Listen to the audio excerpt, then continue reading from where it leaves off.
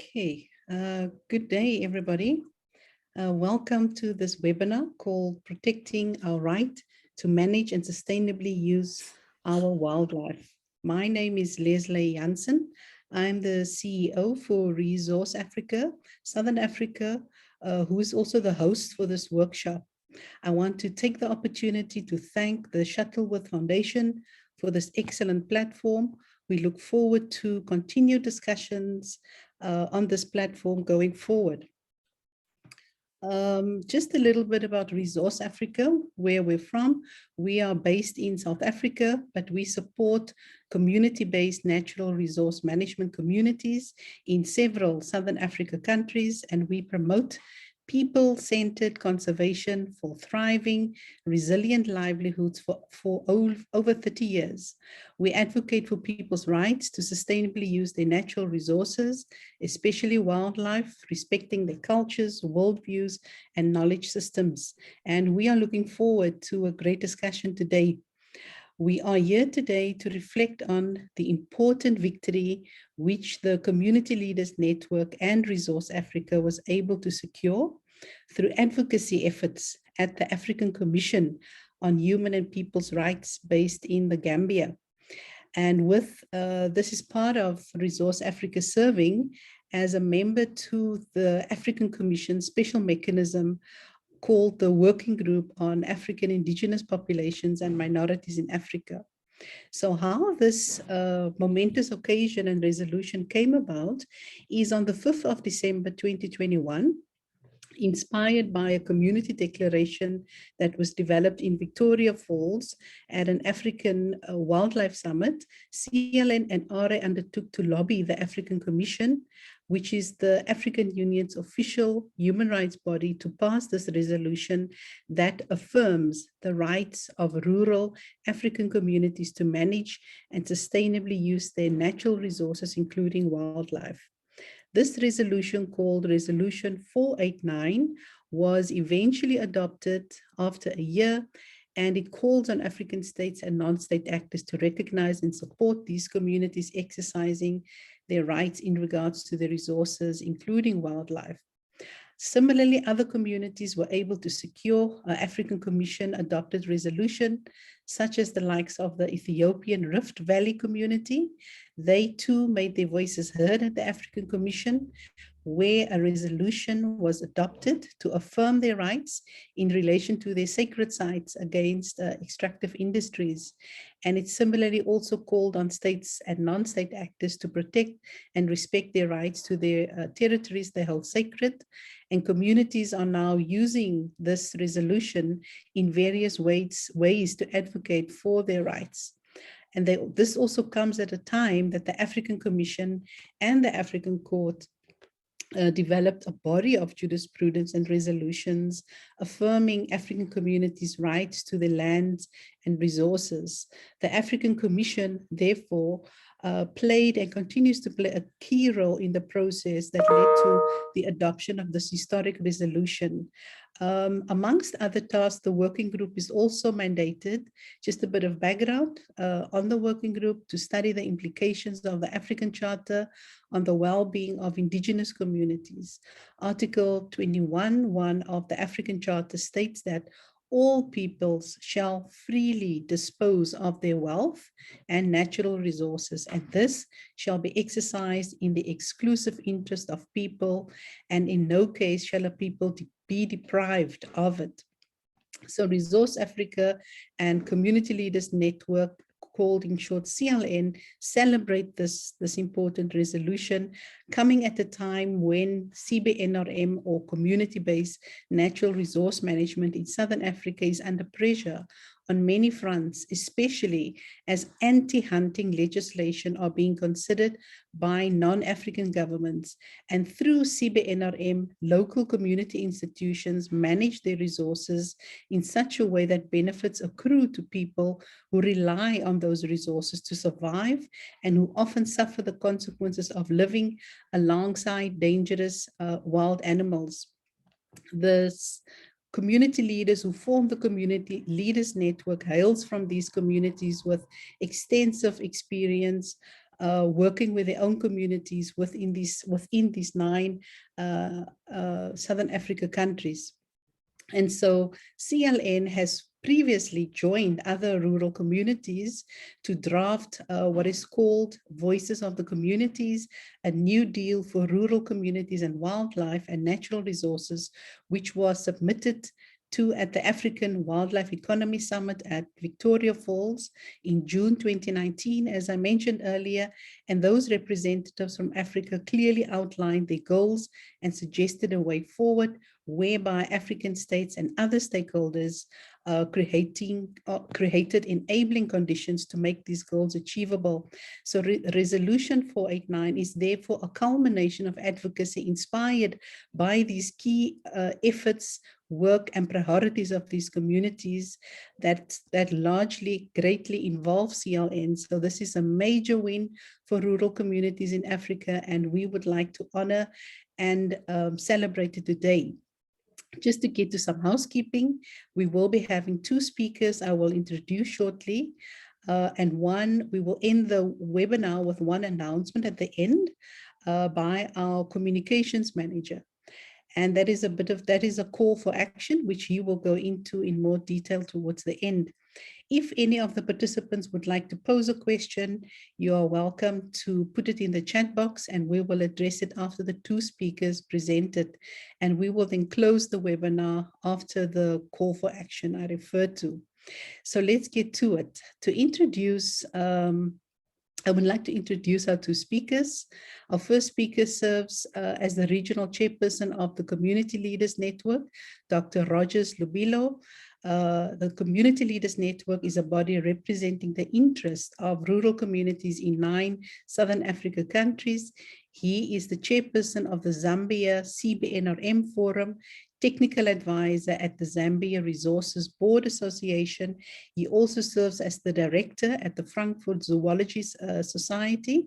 He has 25 years of active service in CBNRM, and having worked in Zambia and other SADC countries, including Botswana, Namibia, Mozambique, and South Africa. He specializes in CBNRM, protected area governance, benefit sharing mechanisms, and building rural democracy and accountability. He also holds a PhD in development sociology from Wageningen University in the Netherlands, with a special focus on wildlife conservation and CBNRM. Originally from the Muyengwa Valley, with his humble background, he's developed a great passion for conservation and understands the politics of African conservation.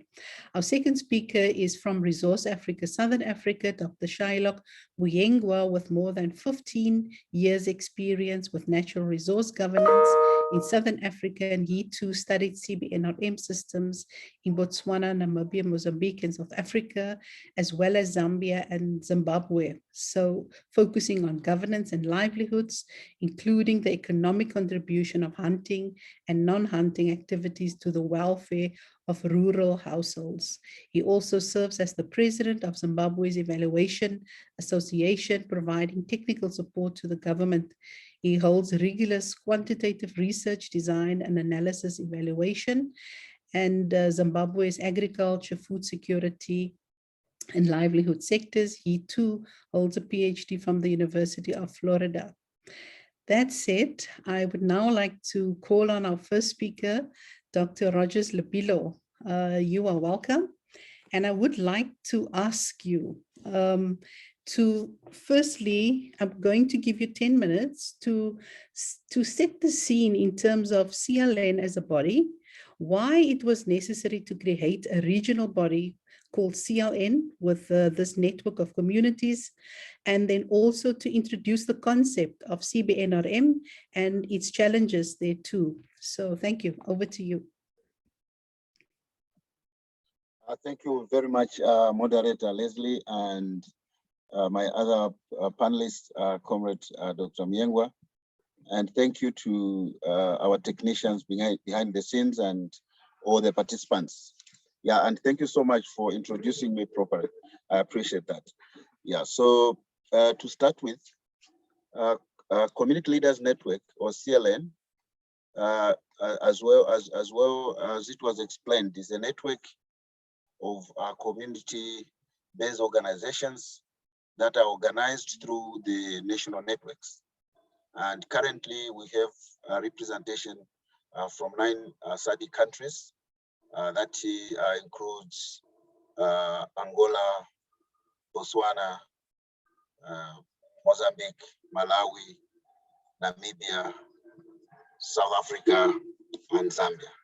I think it is our intention that this network will grow broader to the other SADC states. We've already started those engagements. Yeah, but what is CLN? So CLN was established as a response to build the collective voice of communities or rural communities who live in these wildlife areas in Southern Africa.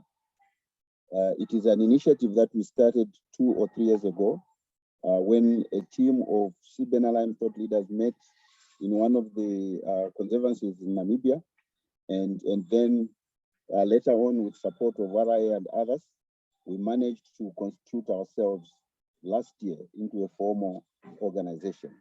So as I speak, CLN is now formally registered as a voluntary association, and we have set up our operational secretariat in Namibia.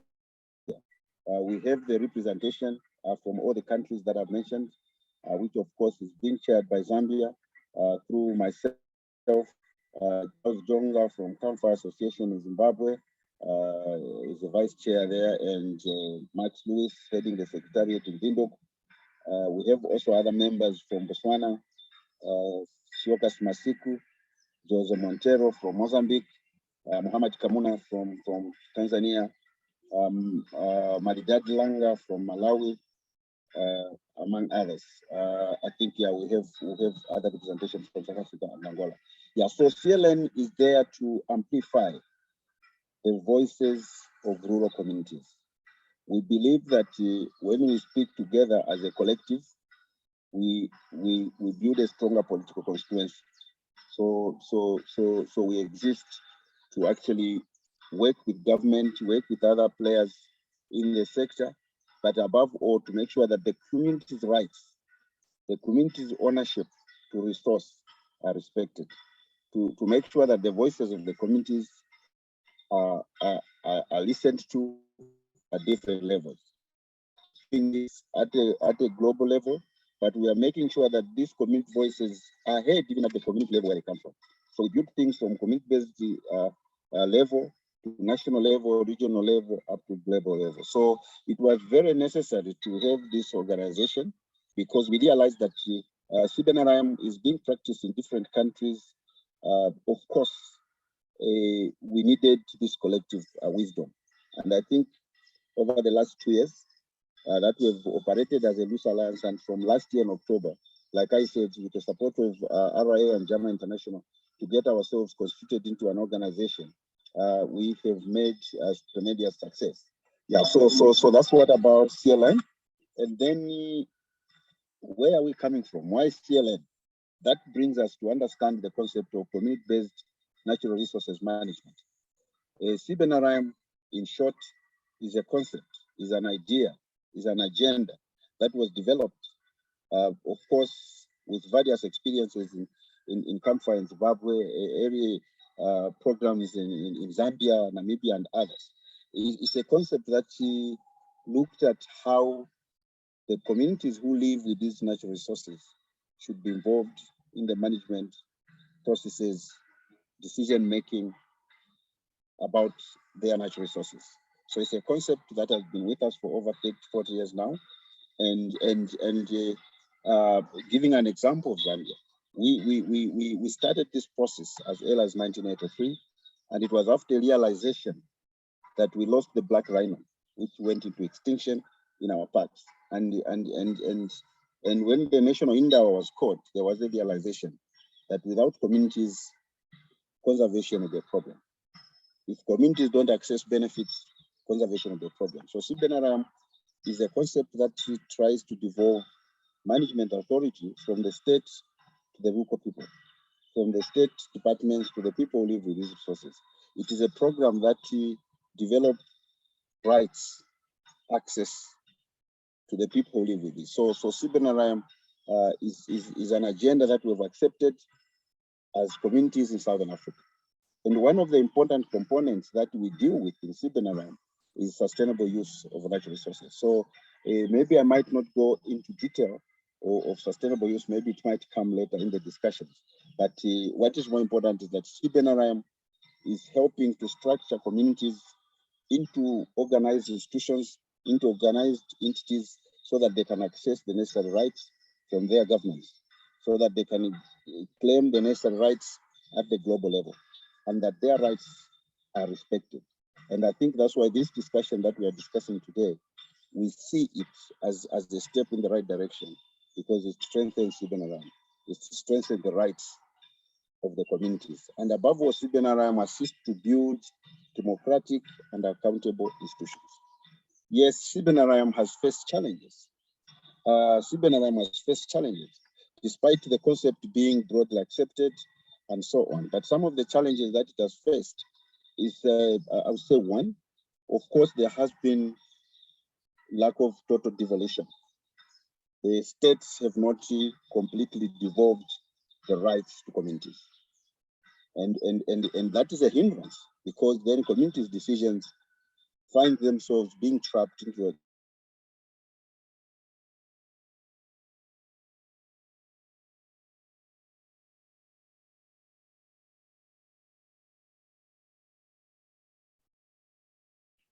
government bureaucracy and so on.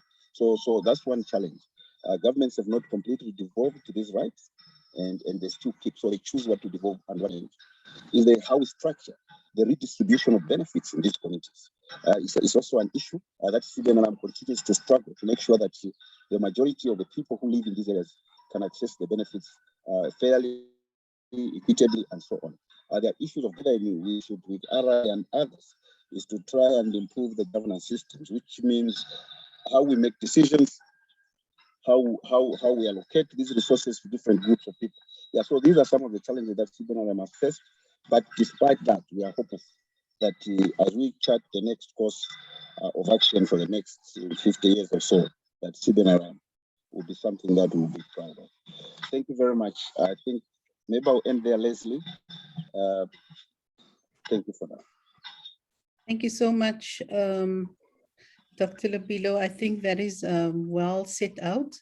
I think I really take from your points the fact that CLN is there to amplify the community's voices. CBNRM is there to ensure and look after the rights of your constituencies, ensure access, secure sustainable use, and that's a sustainable use of natural resources, especially wildlife, is a key component. Comprising CBNRM is what I'm hearing. There's key challenges of the lack of total devolution of rights and how benefit distribution is structured remains an issue. So having set the scene, we now go over to Dr. Shylock Muyengwa to now take us to the resolution itself, and also link it with Resource Africa's work program as well. Thank you, Dr. Shylock. Over to you. It's a pleasure, Leslie, and also acknowledging the valuable inputs from the previous speaker, Dr. Lubilo. For me, I'll take on from where Dr. Lubilo has left. I think the past 3-4 decades, CBNRM has gone through several cycles of crisis, rejuvenation crisis, and so on. But when we get to the contents of the resolution itself, and thanks, Leslie, for giving us the roadmap in terms of how we got there. I particularly like the realization that while CBNRM is fraught with problems, we used to ask if CBNRM is the solution, then what is the problem? There is now an increased understanding of what the problem is and how potentially CBNRM can be or is one of the more robust solutions to this crisis. One is the resolution notes that one of the crises that CBNRM needs to deal with is poverty. Poverty in the context of these millions of rural communities in which biodiversity conservation takes place. The resolution itself is also clear that for us to protect habitats across the continent, we need the participation of local communities. Therefore, we need to open up the spaces for communities to make those decisions, and let's underline decision-making and respect for the specific rights of indigenous as well as local peoples. And I think this has been a discourse over the past 30, 40 years within CBNRM itself. And the other aspect I also want to highlight about the resolution itself, shortly I'll ask Grant to show us a presentation with the 5 points that I also want to speak about, is the realization that communities are the first line of defense against biodiversity. The resolution also recognizes that the contribution of local communities to biodiversity conservation is also a global good. So they're providing goods and services to the international community by doing so. And one of the most radical shifts I also want to bring to your attention is the shift away from local economies, which is articulated in this resolution, is the recognition that CBNRM potentially forms a backbone or a basis for a wildlife economy for Africa.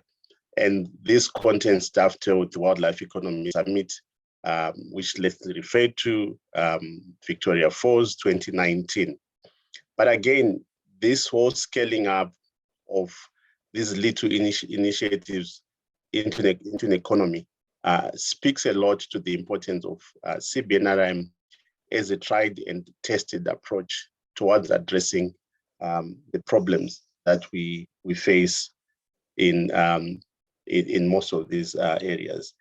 And lastly, there is also recognition that the choices or the land use options provided for within CBNRM remain some of the most competitive, not only competitive, but unique compared to other alternatives. In short, what the resolution recognizes is a cause for celebration for CBNRM practitioners for the work that they've been doing for the past 40 years, that they've been able to develop quite a robust land use alternative or a robust model for governing areas where we've got most of the valuable biodiversity on the continent. So again, I think we join everyone as well as what Lesle has introduced, that yes, as we are unpacking this, we cannot run away from the fact that we are in a celebratory mood, because this resolution actually touches on the core issues and it clearly articulates the work that the CBNRM practitioners have been doing over the past 30, 40 years. Grant, if you can, thank you. So I'll not read through so what I've just summarized is sort of the preamble of the resolution itself. But I want to go through each of these key 5 actions that are spelled out by the Commission.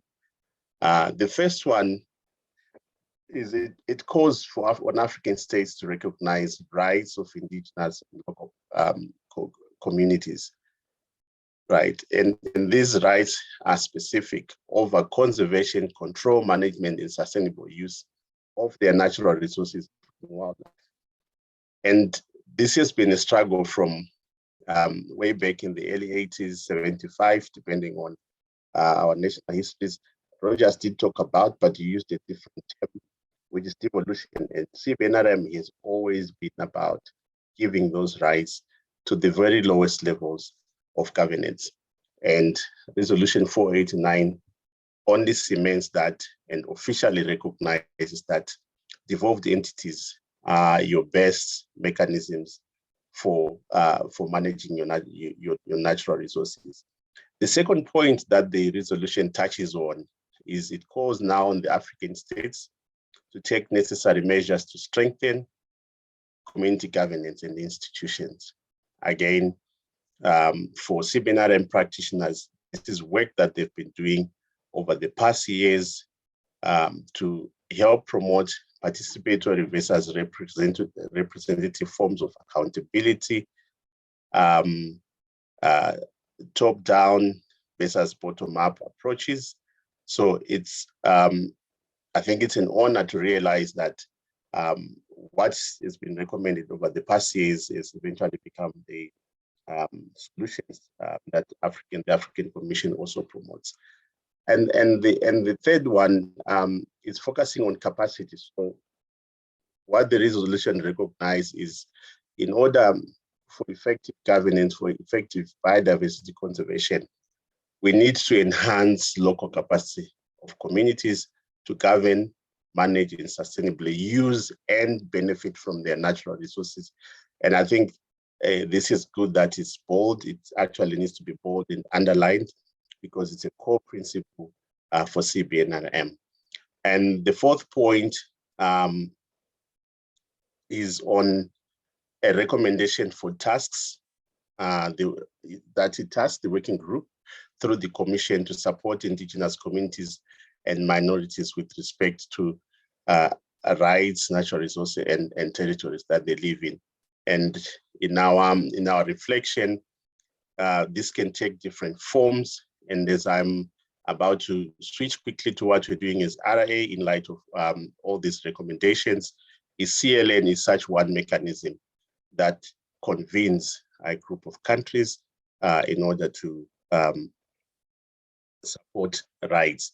And then the last part is it encourages states to adhere to the Commission's state reporting guidelines, which is very critical in terms of being able to monitor and track progress with regards to progress that we make in implementing the recommendations of this resolution. So maybe in 2 minutes, within the context of this resolution, we find RA or Resource Africa, both our South Africa and UK counterpart, well positioned in supporting as well as implementing already some of the recommendations of the Commission. We're currently running a 3-year project, which is called Enhancing Community Voices, where we're specifically focusing on strengthening the governance and institutional capacities for organizations such as CLN. We are also advancing community rights through the use of various instruments, particularly the Biocultural Protocol. We've got a strong pillar that's focusing on communication, both across all the different forms of media, but as well as ensuring that these community voices are heard at regional and international platforms through the support of our communications team. And then we also supporting national level institutions where they don't exist. Resource Africa is facilitating their establishment and or reinvigoration of those national level institutions, and as well as investing in the human capital to run those national level associations, because we believe they own the agenda. And once the national institutions are capacitated, they are then supporting the CBOs in order to strengthen their voice. And more critically, we value evidence, science, citizen science in advancing the cause for local communities, adaptive learning, as well as collective reflection based on evidence that is collected from the ground, which supports the fifth point that I talked about regarding reporting. And for us, we believe communities should be collecting that data for their own internal purposes, reflecting on it. And this we're running a very expansive program that builds on the Namibia event book system, where it's proven that if communities participate in the collection as well as in the use of the information, that helps them improve how they govern themselves, also help deal with issues of corruption that Rogers has talked about, and so on. So in brief, Leslie, the resolution itself clearly encapsulates or it captures the work that a lot of the CBNRM practitioners have been doing over the past 3-4 decades. Not only does it do that well, but RA has come on board to continue the work that it's doing in the spirit of the resolution, as well as in the spirit of the broader principles of CBNRM. I'll stop here for now. Thank you so much, Shylock, for taking us through the declaration. Thank you for, you also, I think, importantly affirmed that the declaration does affirm and help protect potentially the priorities and rights of the CBNRM communities. I think that is quite important. You mentioned a few important aspects of community participation, respect, the CBNRM communities being the backbone for wildlife economy. You mentioned that these communities are the first line of defense in biodiversity, that these CBNRM communities are providing the goods and services to the global market. And it is quite encouraging to hear and get that confirmation that the African Commission's resolution speaks to these issues and that it can provide that framework and as a legal recommendation for M&E, as you said, for reporting, where communities can now have a basis based on this resolution to hold the states accountable where they are not respecting the devolution of rights. So that is very, very encouraging. At this stage, I want to call Dr. Lubilo back and just hear your reflection lastly on the resolution and what Shylock has just taken us through. Thank you.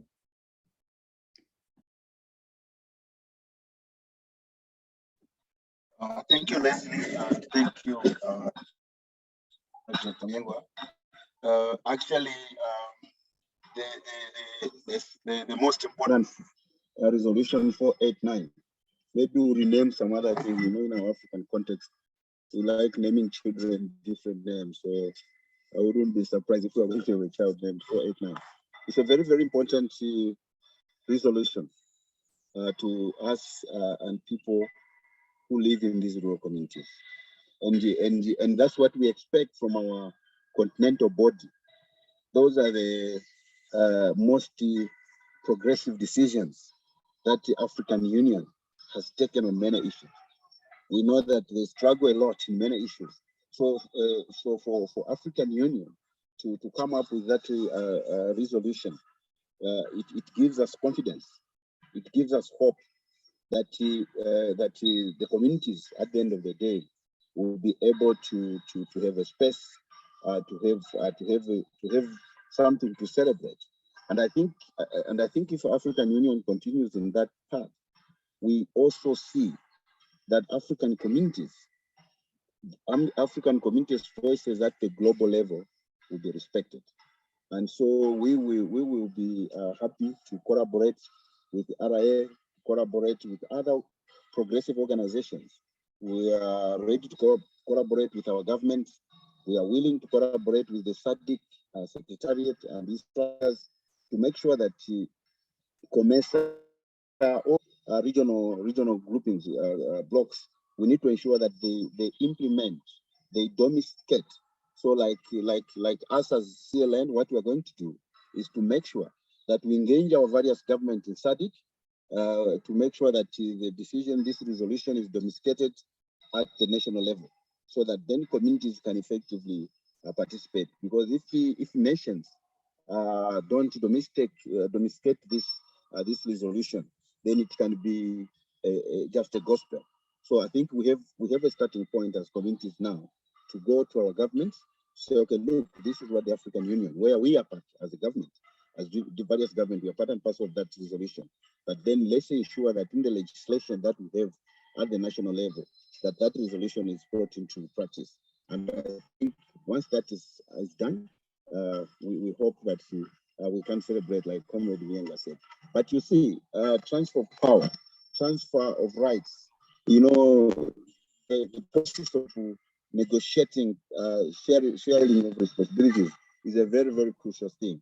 And that's what I call politics of conservation. So we will, of course, support from friends within the countries, within the region, organizations, so that together we build up a stronger team, a stronger messaging, so that our governments can, at the end of the day, be able to allow and implement the resolution of the African Union. Fantastic. Shylock, from your side, you've heard what Dr. Lubilo just said. It put something, this resolution put something in the hands of the CBNRM communities to domesticate this. It is a very, very strong basis to help set policy in place. There's also our SADC regional body that we also have to engage in terms of this resolution. What are your thoughts in closing before we transition to the call for action? Thank you. Not only does it give us ammunition for national and regional mileage, but it also provides us ammunition for dealing with the international threats to CBNRM, particularly in Southern Africa, in its current use, where certain sectors of society find it unpalatable. Potentially, this is something that we could cite at CITES in terms of how African Union recognize CBNRM as a legitimate land use option, as a right for communities to exercise. So that's my simple addition, is to extend what Dr. Lubilo just said. But I think we've also gotten something to take to the international community to say we need to speak the same language, because the African Union officially recognizes CBNRM as a right, as a source of livelihood, as a source of economic growth, and also as a mechanism through which we can preserve biodiversity for national and global benefits. I'll end here for now. Thanks. Thanks, Shylock. I think I want to use that reflection of yours to segue to Grant, because as you've mentioned, there are serious international threats that the CBNRM communities are facing, and this does place an important tool in their hands. And Resource Africa and CLN is in process of looking at how we can use this tool to address these international threats. And I'm going to ask Grant to take us through our call for action and to address the threat also directly. Thank you. Thank you very much, Leslie, and thank you very much, colleagues, comrades. It's really good to be with you today and to have you all with us on this very critical issue at this critical time. Just tapping into what the speakers have already been speaking about around community-based natural resources management, resource management. Why it's actually a very timely and critical point at the moment, because aside from the long-running struggles or long-running programs that are ongoing to develop community-based natural resource management and these issues around management, that's critical because that CBNRM is under intense pressure on many fronts. And one of those fronts at the moment is through the action of governments outside of Africa and legislation. And so there's currently proposed legislation that's being planned in the United Kingdom that has the potential to greatly undermine, negatively impact community-based natural resource management in the countries in which we operate that our speakers have been referring to. If I could just very quickly just share my screen and take you through just very quickly a couple of a couple of those slides. Just bear with me a moment. I can maximize my screen. Apologies. A slideshow, I think. That's right. Thank you. So basically, yeah. Apologies. What is this campaign? This advocacy campaign is about. We know that there's hundreds of wildlife conservancies that are managed by communities. And there's currently, as I said, UK legislation that threatens the livelihoods of communities. Not only that, but threatens the wildlife itself and conservation programs that are being run by communities to ensure that the animals survive and thrive. So this campaign seeks to protect the rights of these communities that are practicing community-based natural resource management, and to ensure that any new laws, particularly from governments outside of our regions, any new laws do not threaten not only the welfare of the animals that they're intended to conserve, but also the people who are responsible for protecting them. So just to very quickly take you through some of these bills. So this is at the center of this campaign, this advocacy campaign right now. The Animals Abroad bill is a bill that has been sponsored by the government, the Department of Environment, Rural Affairs, Food and Rural Affairs, the Environment Minister, Zach Goldsmith, sorry, not Goldstone, apologies, has sponsored it. It's expected to be introduced in the UK House of Commons in March, this coming March, but it's imminent. And it's expected to contain a ban on trophy imports to the UK. You might know that a significant, and I'll mention that in a second, a significant section or part of the revenue that our communities earn in their conservation efforts come from so-called trophy hunting.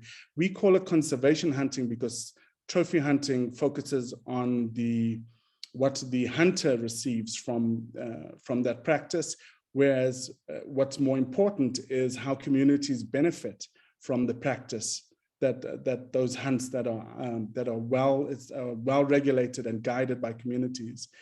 What communities receive from that and the wildlife receives from that, which is conservation. So conservation hunting is just, by the way, a better term for it, but it's commonly known as trophy hunting. So it's expected that this ban obviously will have a huge impact on community programs. There's another bill that's also before Parliament called the Hunting Trophy Import Prohibition Bill. This has been sponsored by an MP. It's a private member's bill.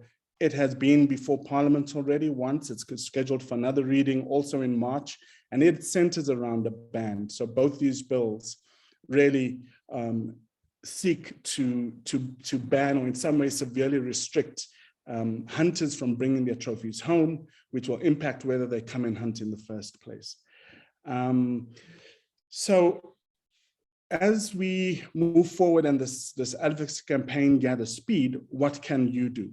Firstly, what is your stake in this beyond organizations that may be directly involved in wildlife conservation, directly involved in rural development, rural community development? This is ultimately a human rights issue, and it's also significant why the African Commission has passed this very important resolution, is because it is at its center. It's a human rights issue. It speaks to many of the sustainable development goals, the UN development sustainable goals that that we know, many organizations are working towards, countries, nations. So it is a human rights issue. So it's important that we see it in that way so that we can engage it as such beyond the sector that this operates in. What can you do? That's one way, is amplify that through the work that you do around rights and rights repression or rights promotion. And secondly is to engage UK policymakers around this legislation. In fact, that's the main thing, is that we currently are focused on making the UK lawmakers, the legislators and policymakers who have developed this bill, who are supporting this bill, make them understand the role and the stake of communities, because that has been largely left out to a large extent. In fact, as far as we know, it's been centered around animal rights and a very emotive response to how people feel about the hunting of animals, which in the UK has a very strong sentimental support. But what's been left out of that whole picture, that debate, is the communities for whom this conservation is critical, and the communities on which conservation is intended. This bill is meant to be a conservation effort on behalf of the British government. However, the people most responsible at the front line of conservation have been left out. So what we really need to do is to let these UK legislators, policymakers, people who influence policy in Britain, let them know that this bill cannot be passed without provisions that protect the rights of these communities and the stake, the negative consequences that a ban will have. And that's essentially where we're at with the campaign. Over, back to you, Leslie. Thank you so much for setting that out, Grant. I think that's very clear. I, at this stage, would like to see if there's any questions people would like to pose for our last few minutes of the webinar. I see there's one comment from Stefan Wunderlicht saying that there's the same situation being faced in Germany and Brussels. So this is actually an European matter, ... Thank you for that, Stefan. I don't know, Dr. Lubilo or Dr. Shylock, if you would like to comment on that.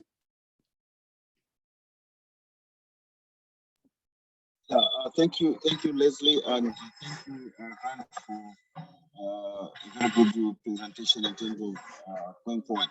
Yeah, so yeah, I think commenting on Stefan, I think it looks as if the issue to ban or to create or to make life very difficult for African hunting communities. So we see similar attempts in many places, and that is what then should motivate us as communities to become more stronger and united.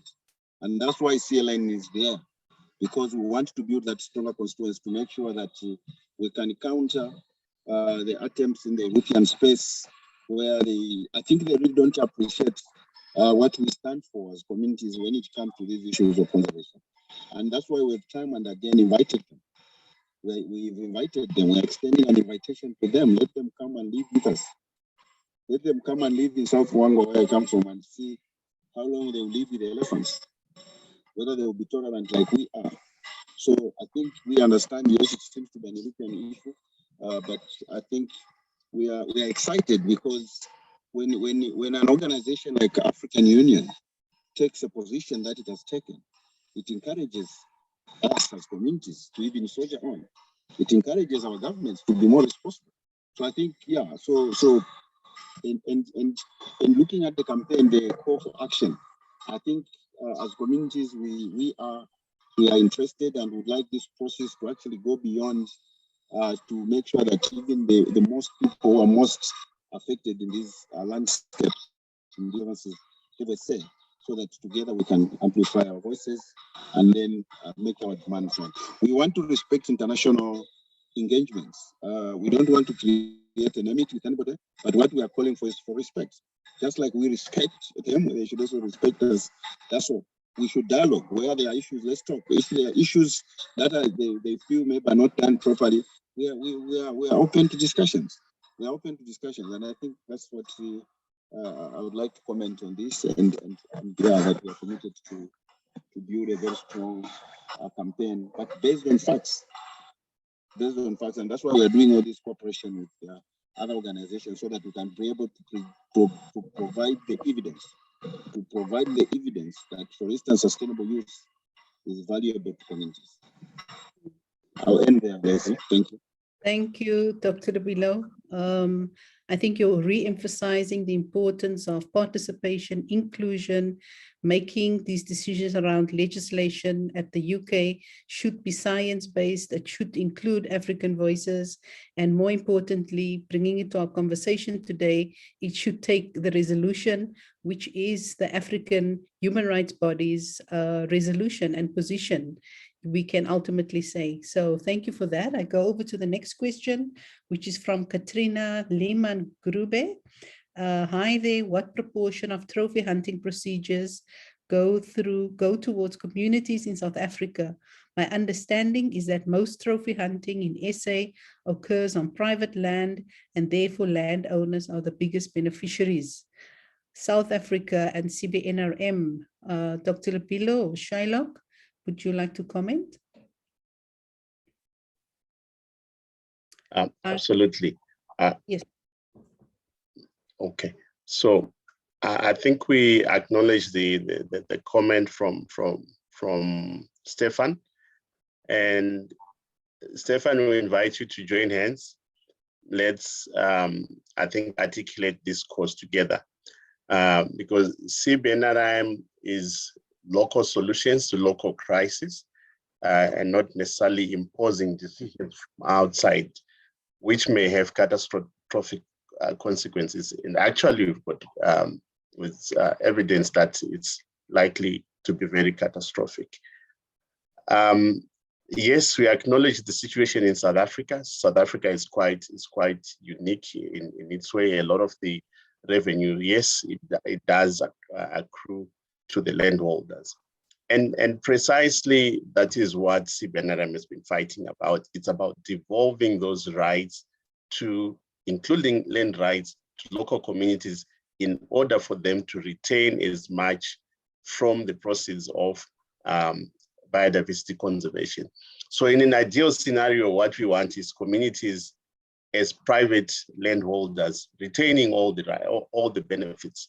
So if you can equate what the South African game reserves are earning, ideally that's what we're aiming for, that our communities also earn that amount. But what is missing? What is missing is the rights to own land as well as to benefit from all potential economic outcomes. Patricia also does make a comment which is very critical around patronage, lack of transparency and all that. Those are issues that need to be dealt with in order to make CBNRM more efficient. But lastly, I think the landscape is changing. There's work underway in South Africa through the land restitution process, where some models are going to emerge, and they are beginning to emerge, where communities are going to be more active participants in the hunting stroke wildlife sector. So we're looking to that positive future, but yes, that is the reality on the ground, but it doesn't take away from the value of CBNRM as a potential and a more viable land use at the moment. Over, Lesle. Thank you so much, Shylock, for sitting that out. I've got a comment also from Maxi, stating that communities want to be consulted, and that within their processes, external stakeholders is to be engaged, who is impacted. Communities have been promised that they will be consulted, such as CLN. It has been retracted previously, and only certain stakeholders that support the ban has been invited. And then I think, Shylock, you did touch on Patricia's question as well. So in closing, Shylock, Dr. Shylock and Dr. Lubilo, any final remarks? Closing with those questions. Yeah, thank you so much, Lesle, and everyone else. And thanks for those that managed to tune in. I want just to make a comment on comments from Patricia. Yes, I agree, and just like you and many others, yes, there are challenges with the redistribution of benefits in CBNRM, and that's the issue that we are trying to deal with in terms of wildlife economies, because of how the industry itself is organized. But I think we should be able to appreciate that with all the difficulties that is involved and the disparities in terms of how revenues are distributed, CBNRM has grown to be where it is. I'm a good product of that, of that kind of thing. But yes, carbon credits is also proving to be a model, and that's why we see we need these rights. We need these rights to be included, because even carbon revenues could be captured in a different way if we don't model things properly. So yes, let's learn lessons from the wildlife economies and expand it to include carbon and other issues. But then also commenting on the South African trophy hunting, yes, I think I did work in some Kanda in KwaZulu-Natal in some community game reserve there. I think Makuleke, some of those examples in South Africa who are actually generating some revenues from use of natural resources and tourism. So I think it's not just like private land, but I think there are all those models, and that's why part of our CLN network is to also help strengthen CBNRM agenda in all the SADC states so that we can all stand together. So I think for me, yes, thanks so much for this day. And I think we applaud the African Union, and we hope our governments in SADC will be able to emulate, like I said, they need to domesticate this resolution so that it makes sense in practice. Thank you. Thank you so much, Dr. Lubilo. Shylock, your final closing statement, and maybe if you could respond to some of the last two questions that's been coming in as well as you close. Thank you. I think it would be unfair to end this webinar without acknowledging that beyond income, beyond the hunting that people want us to address, beyond the patronage, beyond all the challenges that CBNRM is associated with, it has touched people's lives in many ways.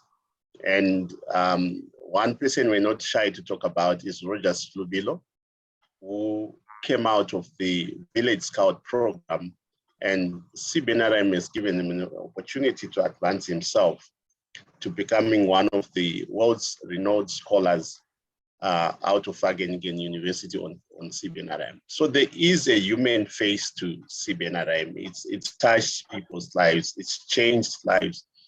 It's changed trajectories for communities. It's built clinics where they didn't exist. It's provided roads where governments could not reach.